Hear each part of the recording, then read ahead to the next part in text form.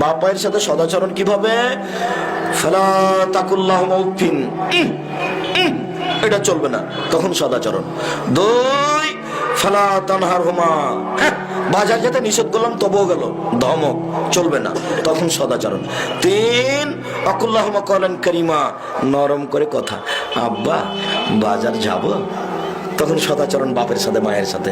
4 অফিজলাহুমা জানাহুজ্জুল্লে, ধীরে বাপ মা যেখানে আছে হাতটা নিচু করে একটু ধীরে হেঁটে গিয়ে বলতে হবে, আম্মা তাহলে আপার বাসায় যাব।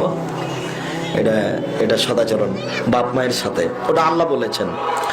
5 রব্বির হামহুমা কামা রাব্বায়ানি সাগীরা, হে আমার প্রতিপালক তুমি আমার বাপ মাকে দেখো বাল্য অবস্থায় যেভাবে দেখেছিল। এই 5-6টা হলো বাপ মায়ের সাথে সদাচরণ। ওর সামনে জোরে কথা বলাই যাবে না, গালি দাও মারা তো বহুদূরের কথা, ঝাঁকি দাও তো বহুদূরের কথা, ভাল জোরে হাঁটাই যাবে না ওর সামনে। ও কত উপরে আমি আপনাকে বুঝাতে পারবো না। আল্লাহ ওকে নিয়ে যেতে যেতে যেতে যেতে নিজের কাছে নিয়ে চলে গেছে। আপনাকে আমি কি দিয়ে বুঝাই?